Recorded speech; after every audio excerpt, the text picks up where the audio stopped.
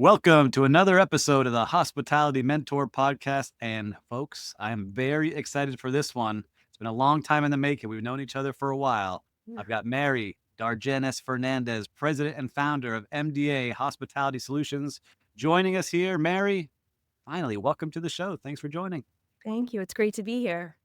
Well, Mary, I think the first time we met was like back in 2015, I think, when you were doing a bunch of different things. But now your 10 years anniversary at MDA Hospitality Solutions is this month. Am I getting that right? Oh, that's correct. Well, congratulations. Can you give us a little background? Give us a 30-second download on what MDA Hospitality is before we jump into your story. Perfect. So, MDA Hospitality writes, designs, and delivers skill-based training. So, if you think of anything that happens after a team member employee starts their role in any company, we take the information they need to be successful and we put it into a strategic plan. We create training guides, e-learning, on-site training. We train the trainers for companies. So basically, it's an in-house training and development company that supports other large hospitality companies. I love it. It's exciting things that you're doing. We're going to get into that at the end. So listeners, if you're not driving, pause this. You can check out MDA Hospitality really quick and see all the fun things she's doing. But I want to start off how we always do is, what was your first job in hospitality? My first job in hospitality was at the Walt Disney Company at the age of 16. It was my summer vacations. We would come to Florida. I'm from Boston. Mhm. And that summer, my dad brought my Social Security card. We got a Florida ID, and we headed over to what then was the Disney trailer. They didn't even have a casting building yet. And I was offered two jobs, custodial or food and beverage. I selected food and beverage. Good. And that really started my journey into hospitality. I was serving soft serve ice cream cones in Fantasyland and just having a ball. Really loved my job. But how did that happen? How did you get working at Disney? Because that's like a magical world for me. I haven't talked to anyone that's worked at Disney, so I'm excited to talk to you about this for a little bit. How did Yeah. that happen? Was that a goal of yours, or was it just like, oh, I need a summer job when I'm down here? So my dad ran his own company as well. And when we would finish school, we would get on a plane that day or the next morning, and we'd head to Orlando, and we would spend the whole summer in Central Florida. And every single day we would go to Disney World. Yeah, for over 50 days every summer we were at Disney. And when I turned 16, he's like, I think this would be a great opportunity for you. So while they vacationed, I worked. And so what was it like when you started working there? Was it very different than you thought? Because I'm sure there's a lot of Disney adults out there and big Disney fans that think it's amazing. Was it amazing, or was it like, oh man, this is a little bit more challenging than I thought? No, I loved it. I loved it so much that, when I graduated from grad school, I moved to Florida and started my professional career with Disney. So no, I loved every single minute that I worked for that company. So give us the journey. Give us a little bit of detail, because people are always reading like the Disney handbooks and like books about Disney. What was it like when you actually worked for them? Was it the best training you had? A lot of people say Ritz Carlton is up there. What was it like when you were working at Disney? So Disney has one of the top 10 training programs in the world. And I was very fortunate that during my journey with them, I actually became a traditions facilitator. Um, But my journey was originally 3 days of orientation, then you're passed off to the park or wherever, you work, and, you'd have skills-based training there, and they were very thorough, detailed. I worked in soft serve in Fantasyland for 2 years, then I, had this wonderful experience. If we have time, I'll Yeah, share yeah. it, um, where, one day I had, kind of a substitute manager come in, and I didn't know who he was, and at the end of the first shift, so I worked in Fantasyland, and there was 3 quick service outlets. One was, um, the Round Table, which is where I was, which was soft serve ice cream. Then there was Troubadour's Tavern, which was where you could get, sodas, and then lastly, there was a place where you could get, like, Slurpees. On this particular day, they all of the closers called out. So my location required 3 closers, the other one required 2, and one of them required 1, and he popped his head into the operation, and he's like, "Does anybody know how to close Troubadour's Tavern?" And I'm like, "Well, it's just soda, so I think I could figure it out." Yeah. And so he brought me over there, and I closed that one, and he came back in, and he's like, "I really hate to break the news to you, but can you do the place that was selling the slush?" And I'm like, "Yeah, of course." So that one required 2, so I went there next, finished that on time. Then we go to the last place. Our location closed at midnight because the park closes at midnight in the summer at that time.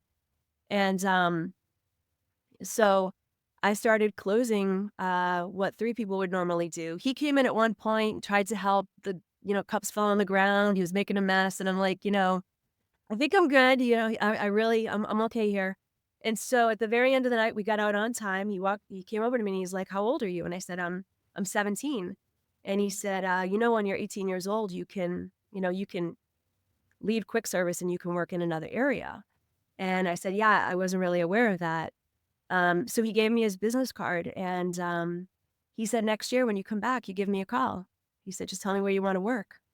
And I told my dad that story when I got off the bus that night because you take a bus behind the park, and, I handed my dad the business card, and that next summer when I was heading back to Disney, he's like, "Didn't you remember that the manager told you to give him a call?" And I'm like, "He's never gonna remember me." Mhm. And he's like, "You'll never know unless you ask."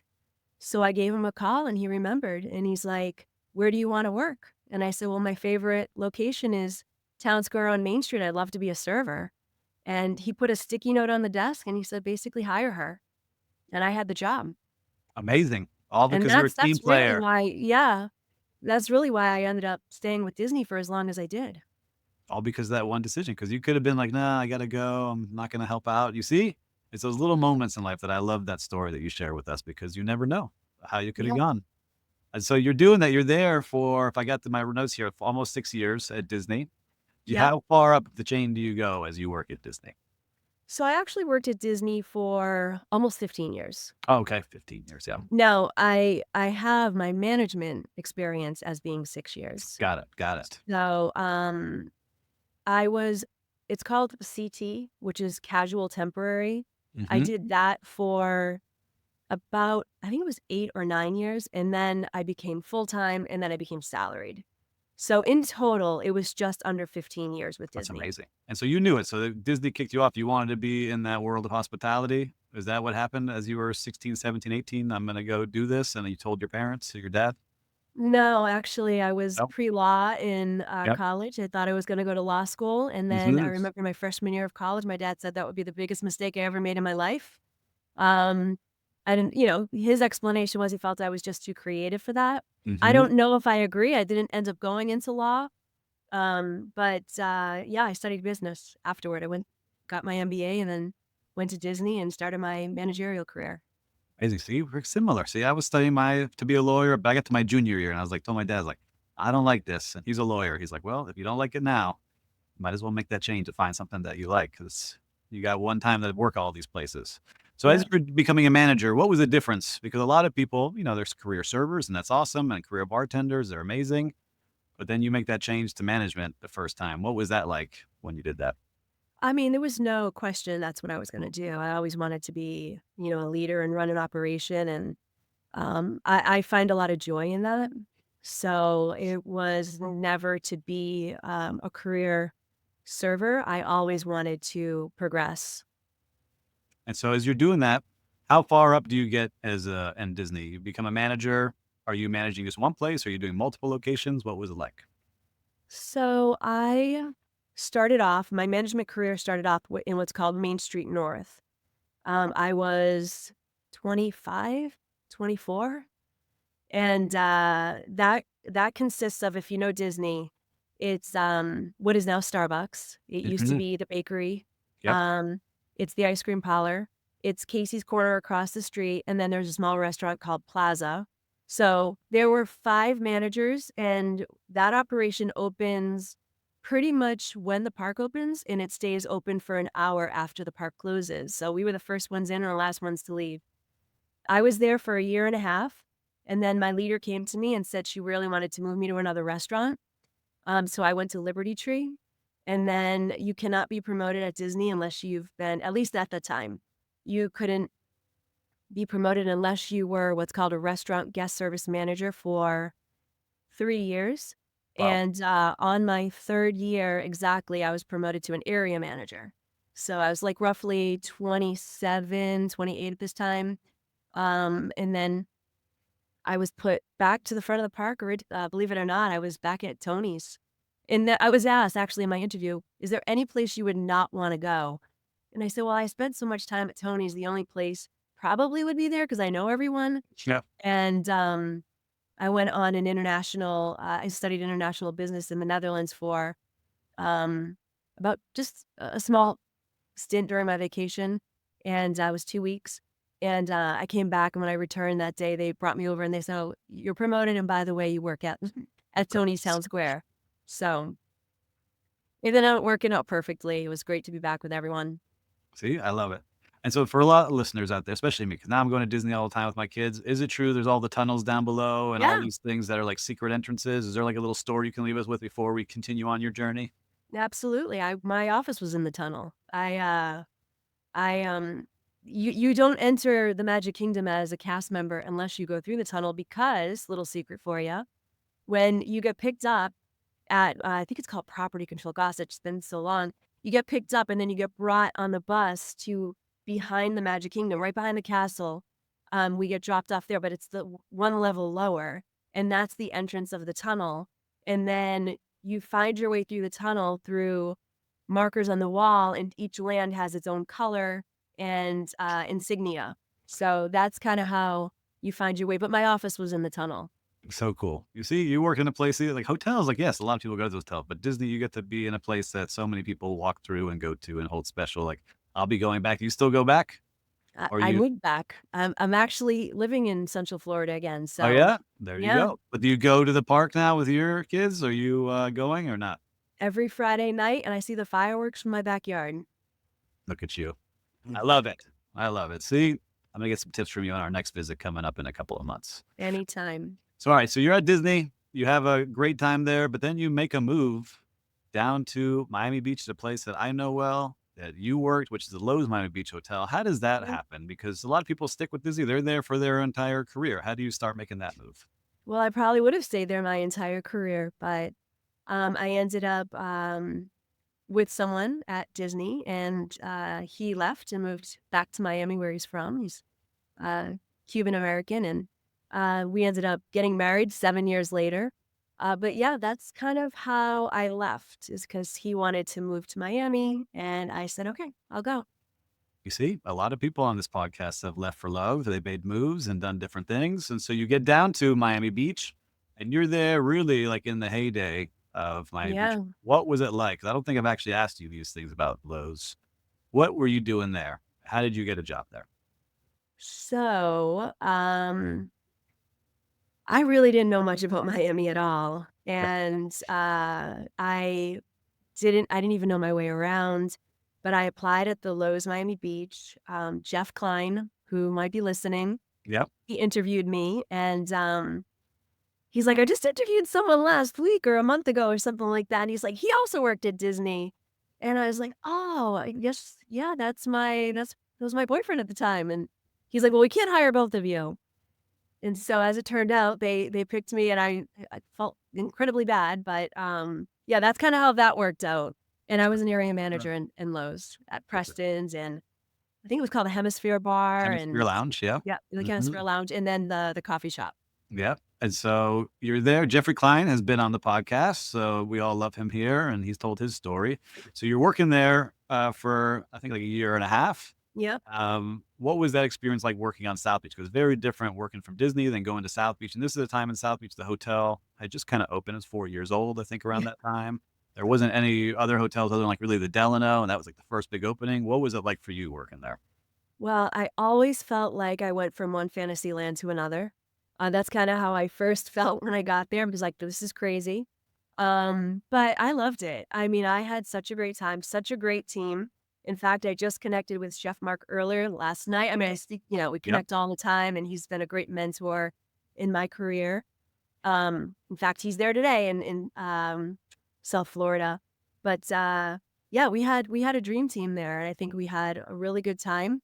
What happened was, the luxury market started expanding in South Florida, and Four Mhm. Seasons was opening, and someone told me that I should try to apply there, and so that's how that happened. They had a job fair at the Coconut Grove Convention Center, and, I stood in a line of, like, I felt like 1,000 people. It wrapped around the building, and then I remember a camera crew was there, and they were walking right up to me. I'm like, "Oh, no, I'm gonna lose my job if Go I on know I'm camera. standing in this line going to Mhm. apply for this job." But as it turned out, I waited in the line. It was a long one, and, they moved me along, and then I went up to the property before it opened, and, on my way home, they after I met with the GM and the hotel manager, they called me, and they offered me the role. Amazing. So you go to Four Seasons. This is the one in Yep. Brickell. This is when downtown Miami wasn't really much. No, Well, it it was wasn't what it is nothing. now. That was like it. So what was it like working for Four Seasons? So I never got a chance to work for Four Seasons. I tried twice and they told me that the last time said, "You see, this is too small. He'll be bored here. You need to go to big places." So what was it like for you? Because I always wanted to. What was it like? I loved it. I mean, I've loved every job I've ever had, and, I felt like, I was very committed, and I drank the Kool-Aid. Hmm. I met Isadore Sharp. I just loved what I did. I learned a ton, and, even though I had the same role that I had at the Lowe's, I just felt like learning a different company culture was, a great opportunity. So, overall, fantastic experience.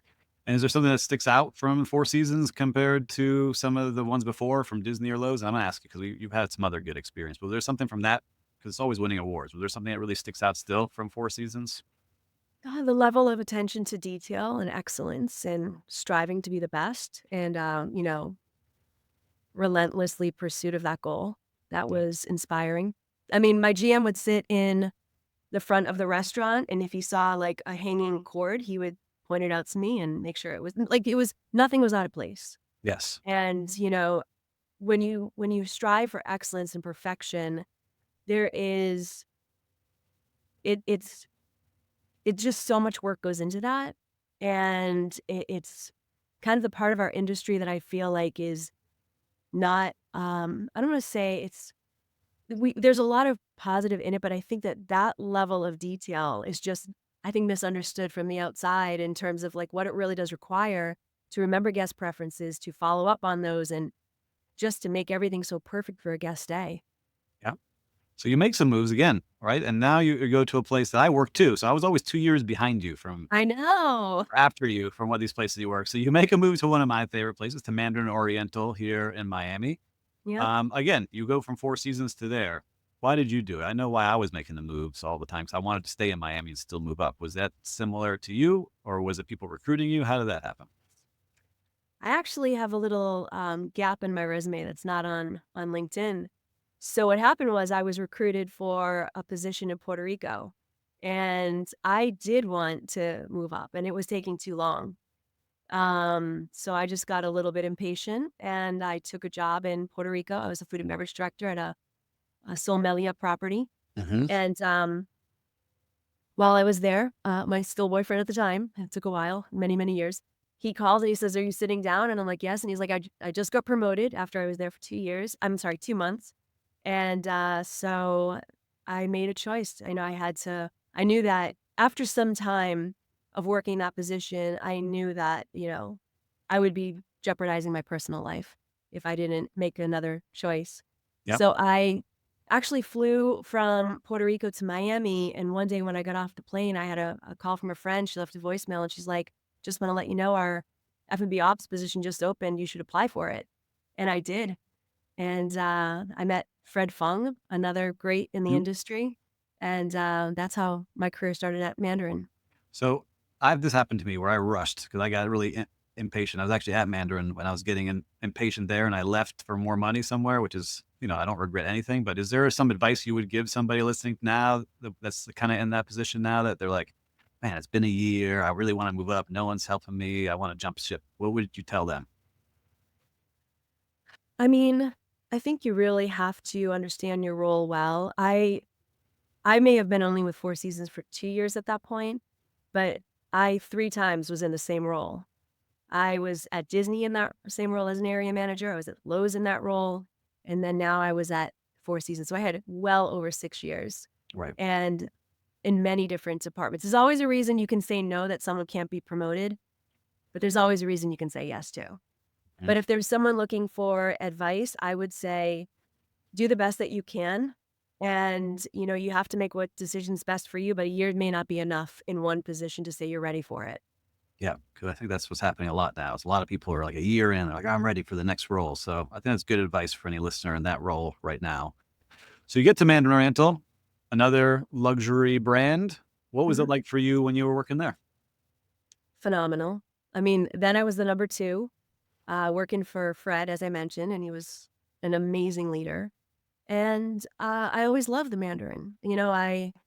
I remember when I was at the Four Seasons, they always kept talking about the Mandarin Azul, how are we going to be as good as that? And I'm always thinking, Four Seasons is pretty phenomenal, but the Mandarin has something special. Mhm. And when I went, it was like an all-star team. We had some like great, great leaders there. And I felt like I had such a good experience, but I had the opportunity to develop myself under a great leader and really worked on some phenomenal things, but the service was already great. So it Yes. was like the details that I could work on there. Whereas at the Four Seasons, I was opening up and it's a lot of work to get an opening. At the Mandarin, they were established. I more was able to put some of the the fun details into the service, like creating the sambal tea or, a management and training program we created. So there's a lot of ways to elevate the service that I was able to participate in. Oh, you did great. I got there 2009 and everything was like set up nicely. It was just like I ran Cafe Sambal and room service in the pool. I was like, man, this is great. It's like you just had to like tweak little things. It wasn't like a Yeah, major overhaul. they So did a good job. I love it there. I'm sad it's closing soon. Me So too. 31st is the closing party. So maybe we all go down there, all the man Yeah. and go have one last drink out there. So you're there again. I know that you make a change. So Mm. how does this start happening? Because Mandarin, you're number two. How do you end up over at the JW Marriott Turnberry? Well, Fred left the Mandarin, Mhm. and he became the part of membership at the Turnberry. And he gave me a call, and he's like, "The food and beverage director position is open here." And I'm like, "Well, I kinda wanted to get your position here at the Mandarin." Yeah, so And say then called me again, and he's like, "Do you know who else is working here, Mary?" And I'm like, "Who else is working there?" And then he went through the executive team, and, finally, I got married, and, the day I got back from my honeymoon, Fred calls me, he's like, "You need to get up here now." I said, "Okay, I'll head over and, we'll talk about it." And I went to the Aventura Mall all the time, and I had never been inside the Turnberry, and I went yep. in, I was like, "This is amazing." And Mhm. he's like, "They could use you here. I think that this, could be your next spot." Um, and then I said, "Okay, I'll give it a shot, you know? I'll see if, your team wants to take me on." And so how And does then that that's go? Did you start as director of food and beverage there? yeah, I did. I started as director of F&B. So that is your first executive role, right? You've Yeah. had leadership roles. So what was that like? Because a lot of people get to that executive role level. Do you remember feeling like, oh, I made it to this level finally? Or was it nerve wracking? How did you feel? Because new place, new role, first time executive. What was that feeling like? I mean, I felt like an executive when I was a little kid. I think I've always had it. I'm like the female version of Alex P. Keaton. It's like Yeah.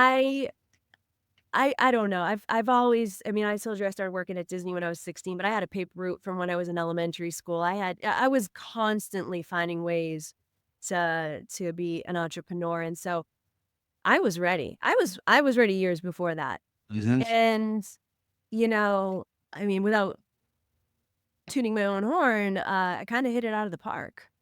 The, property was not, if they failed to tell me that of the challenges that existed Yeah. before I was hired. And then, I learned that, yeah, the profitability in F&B was quite low. And, I turned it around significantly by 40 points, if that will tell you just where it That's was like a miracle where maker.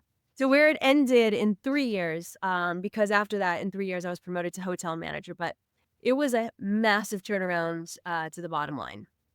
So how did you do that? Was it because of all the things you learned at all these great places beforehand, or was it just so much low hanging fruit there that you're like, all right, I'm going to turn this around quick? I think business runs in my blood. Mhm.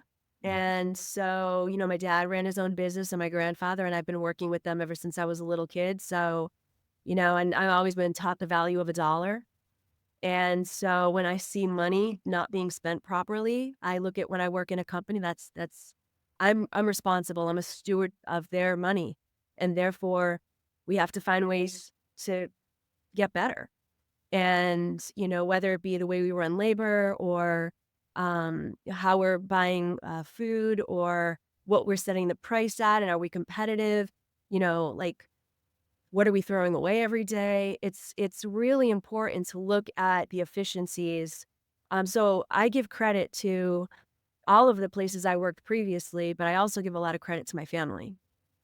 Yeah, they taught you. Now you got to be thinking about my daughter because she's always interested in the stuff I'm working on. So she has it in her. I got to just start developing it more. She wants to open up her own shop online. She's 9 years old and or 8 years old, about to be nine. Yeah. So got to start grooming her for those kind of roles. So you have that. You're doing a great job. You're hotel manager. What was it like once you become hotel manager? Because I'm sure you get to put your imprint on that iconic hotel in a lot of ways. Um, I think in a lot of ways, it was again like when I was with Disney, it was just waiting for it to happen.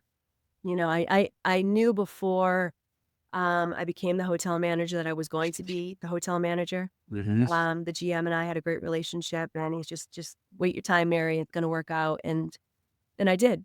And I think the team felt that way too. We had a phenomenal team. They still do. That team there is amazing. Yep.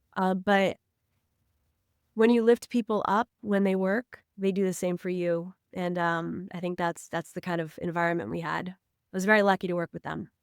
And is there something that sticks out from you being a hotel manager? Because I think that was like the last time you were in hotel Yeah. operations. What was something that stuck out that maybe you still miss now? I miss, walking around the property and talking to everyone every day. Mhm. I think when the business starts to run well, when it's humming, you spend more time on. I mean, you always focus on people, but it was never not a priority to like walk around and speak to every single person that worked there every day. You do my run in the morning, then in the afternoon, and then you hit the night shift, and then you have your overnight crew. And I think that they're the ones that make the magic happen. And I always valued that when my leaders would spend time with me. And while yeah, you move up and you become an executive and you're making different decisions, the ones that are impacting our guests are on the front line and they need to be happy. That's true. I think that's what I miss the most too. Just Yeah, walking around talking to everybody, making sure they have everything they need.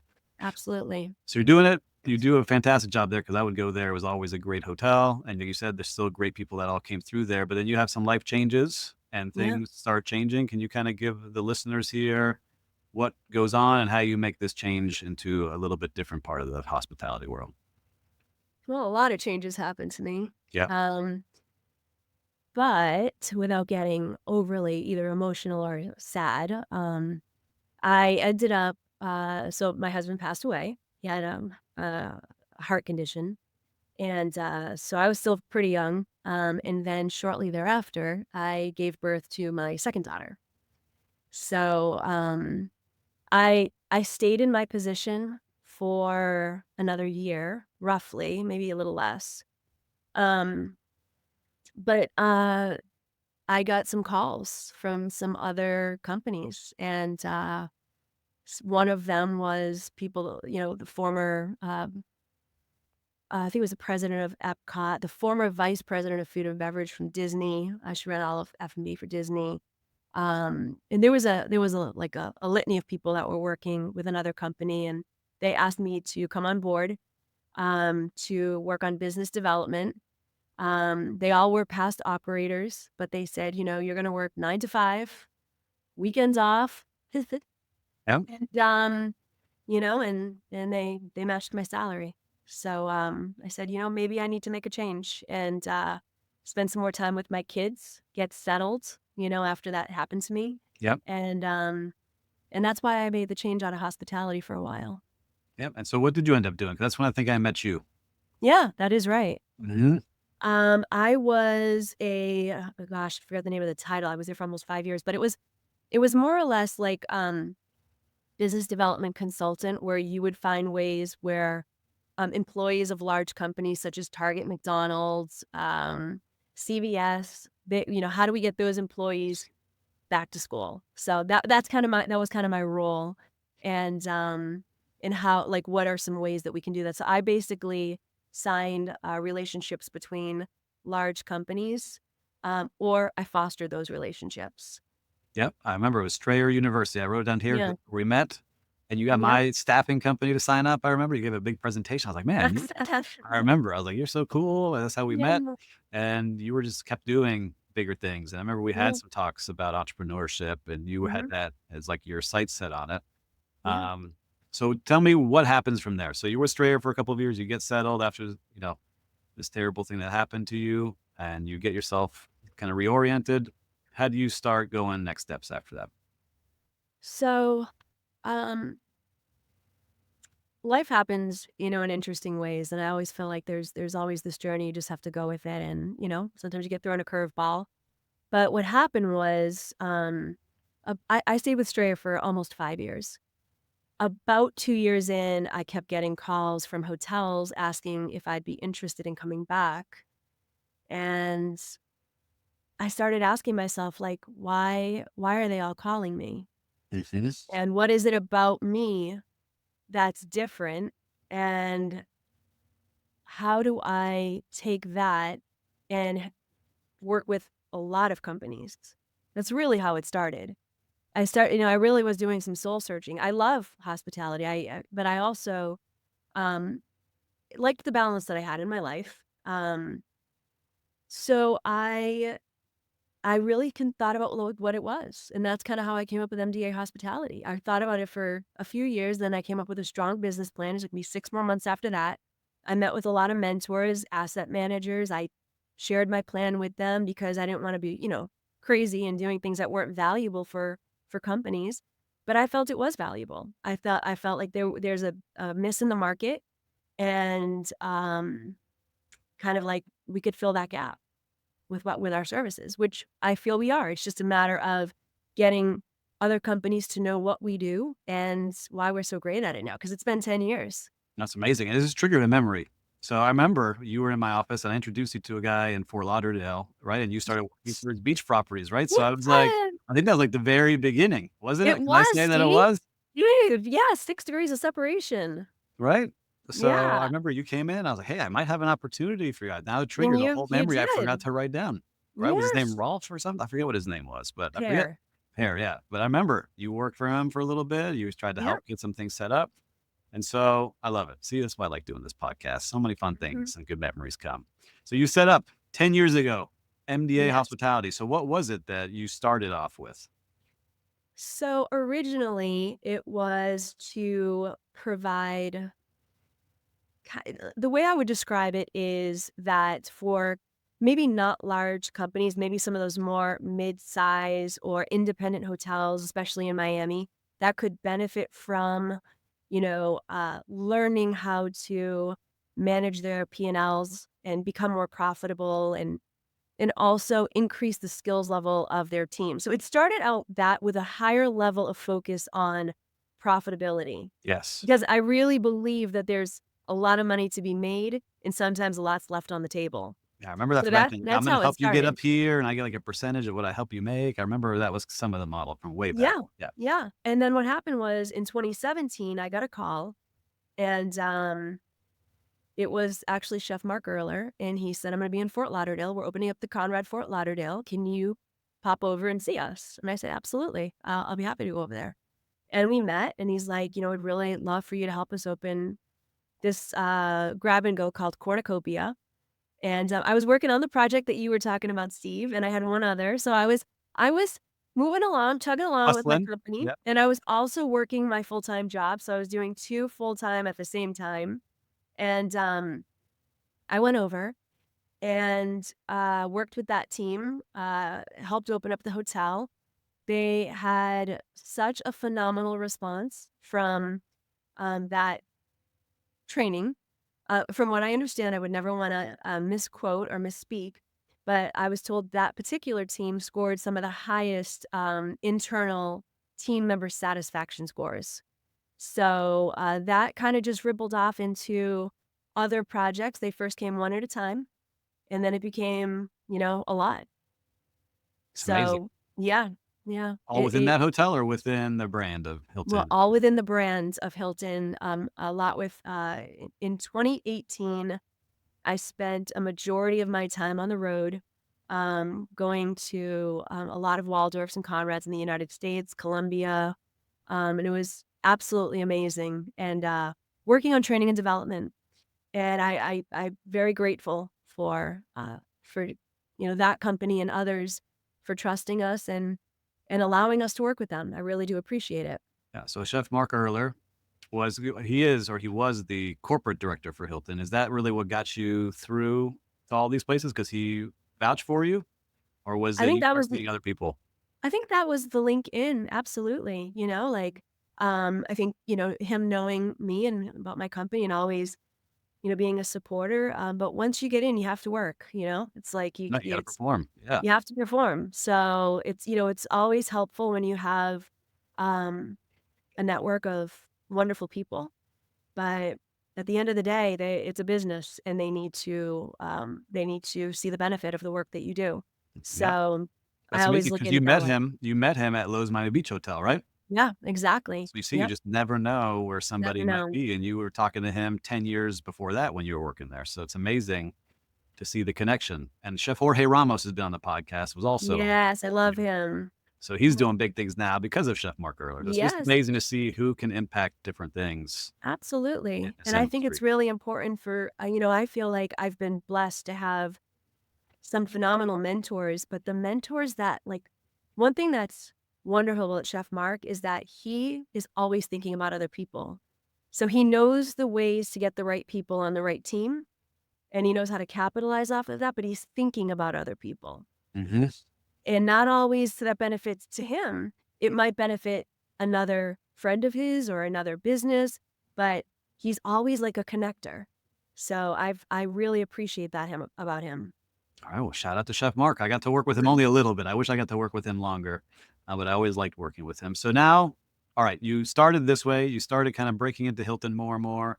And Mhm. then how do you start taking these next jumps? Because you're ultra successful. I want you to name drop because I know you wouldn't do it on your own, but I'm going to give you that megaphone for the brands you work with right now because you have so many great brands. How do you start to bring those on? A lot of it is word of mouth. As I've mentioned to you, a lot of what we do is something that really didn't exist before.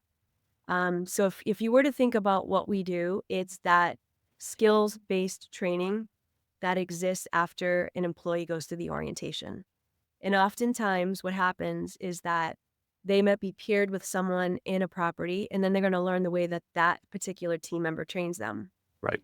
Or they don't receive training at all, and they're going to do it the way that they thought they're supposed to, or the way that they had done it in the past. What we do is we write the script that the company wants their execution of service to be delivered. We do it as a draft first. It can be in print form. Then we move it into e-learnings. So it's video content. And then that way it's scalable. It can be used by the property at any point. It lives on their learning management systems. And I think what makes us so unique is that all the members of my team, they are experts in their field. They're like subject matter experts. Some of the best people I've ever worked with. They work on the team. And so when we're writing about culinary or food and beverage or bars or grocery stores or whatever it might be, we have either that's me, subject matter expert on our team, or we rely heavily on them and we listen very well. So we know how to craft the content for them. And then sometimes we'll create the training and then we'll train the leaders of that company so that they can go out and train. But we put together the whole plan, the um, the training schedule, materials that they use, the PowerPoints, the slide decks, the e-learning, the backup, the assessments. We track everything. So our goal is that when you finish this training, there should be some specific outcomes, and the outcomes should be whatever we determine collectively. It could be that we want the teams knowledge of beverage to grow by 10 points, or we want the guest service scores to go up, or we want to see financial increase. So we monitor all of that in partnership with our partners. I love it. So tell us some of the partner names. I want people really, Mary, to be like, Mhm. wow, like these are big names. Who are some of the names that you're working with? I'm really proud to say that we've been with Hilton Americas for at least 7 years now, going on our eighth year.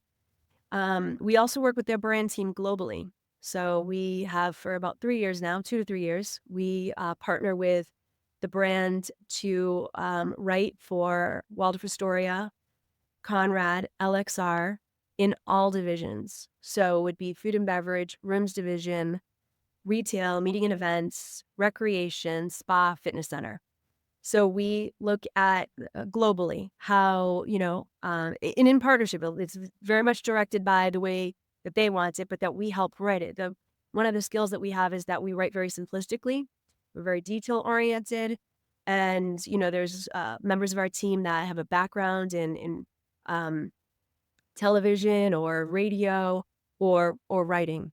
So they bring those skills along with our subject matter experts to create that. So we work globally with Hilton.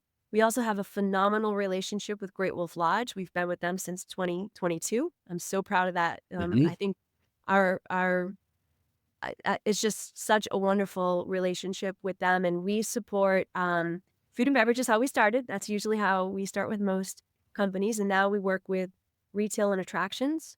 And so we work very diligently on opening hotels and their entire training program, and again, in collaboration with their wonderful leaders that we have there.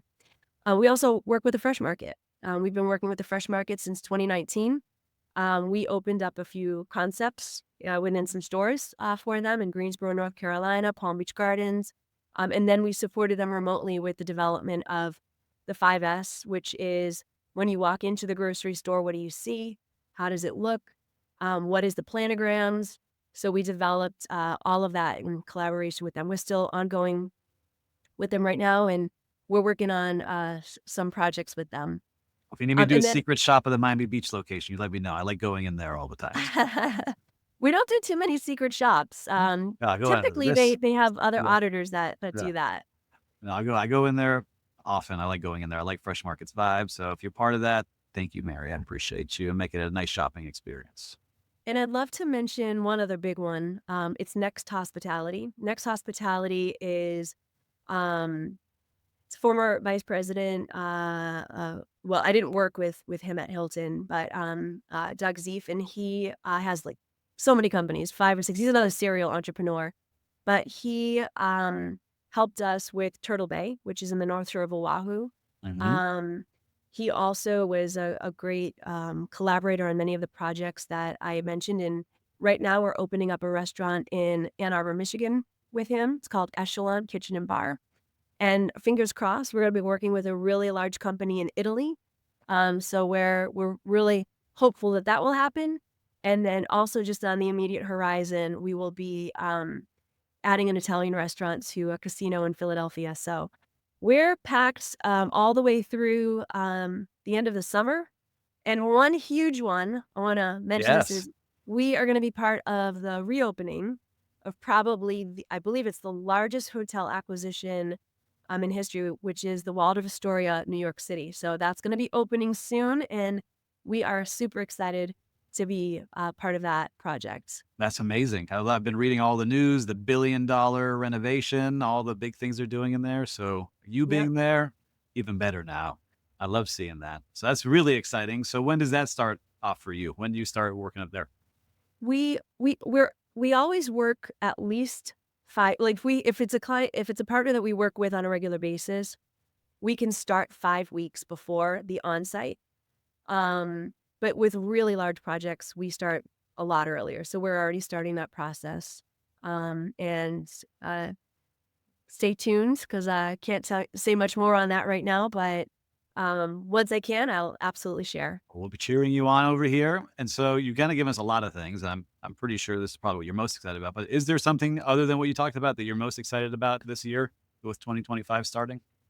Well, I think it's the 10-year anniversary. I'm super proud of that. And also that we have a great team that supports our phenomenal clients. But I think that's probably what I'm most proud of. I love it. Listen, you've done so many amazing things. You work with so many great companies. But if you could whisper into young Mary's ear at Fantasyland, she's Mm. starting on that ice cream machine. What advice are you whispering into young Mary's ear if she was starting out today? Always do the best that you can in any job you ever have and love what you do. I mean, if you take a job, you have to want to do that job. And if you don't like that job, don't stay. I just believe that, every day is about happiness and we got to bring happiness to work. And I really feel like I've never worked a day in my life because I've always loved what I've done. So I love that it. would be what I'd whisper. I think that's great advice. I think everyone should just rewind that last 30 seconds to really let that sink in. And Mary, I appreciate you joining us here. If somebody wants to connect with you, they've heard this, they're like, we want to get MDA in. What's the best way for them to connect with you? The best way would be either if they go to the website, which is mdahospitality.com. There's info at mdahospitality.com. And of course, me, Mary, at mdahospitality.com. That's the best ways.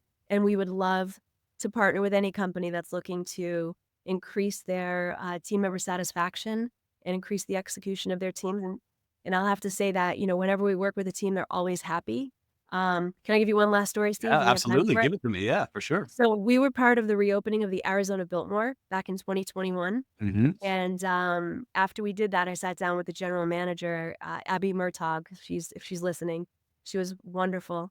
And she said, "I want you to come back late this year." And I said, "Okay." So we planned to come back, and we didn't tell one of the teams, and we kept the doors to the meeting room closed. And when they opened up the doors, I mean, we were high fiving everyone, and they were like so happy to be back. And it's just I had people come up to us and say, "I've never seen teams love training so much until they're, like, training with us." It's like we bring joy to training, it's fun, and it's all about them. I love that. See, I got to be a part of one of these trainings. You got to let me know how I can just like sit in and be in the back and watch what you got going on because I love that energy you bring. And for listeners, if you're not watching this on YouTube, watch on YouTube because you'll see Mary smile the entire time. The energy she puts out, her eyes light up when she's talking about this. She really believes in it. I've known her for so long, and we haven't talked in a couple of years, so I'm I excited to know. get to catch up here. But for listeners, look, this was a great episode. I know you picked up some pieces of advice. And if you think other people would appreciate that advice, make sure to forward this to them right now. Just pause this and send it over to them. They're going to appreciate you doing it for them. Mary, thank you so much once again for joining us today.